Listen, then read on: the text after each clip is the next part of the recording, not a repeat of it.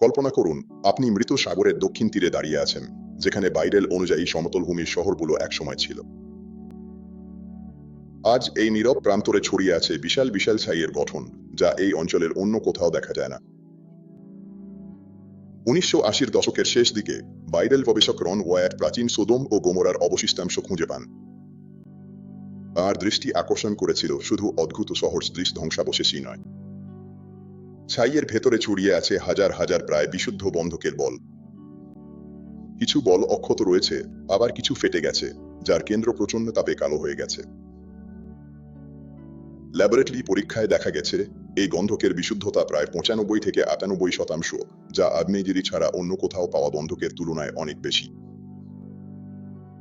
উৎপত্তি 19 অনুযায়ী প্রভু সোদোম ও গোমোরার ওপর আকাশ থেকে জ্বলন্ত বন্ধক বর্ষণ করেছিলেন।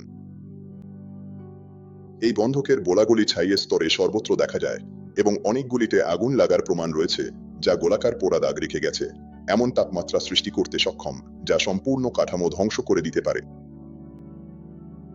ওয়াট বিশ্বাস করতেন এই সাদা ছাইয়ের গঠনগুলো সাধারণ পাহাড় নয়, বরং হাজার হাজার বছর আগে ছাইয়ে পরিণত হওয়া শহরের অবশিষ্টাংশ।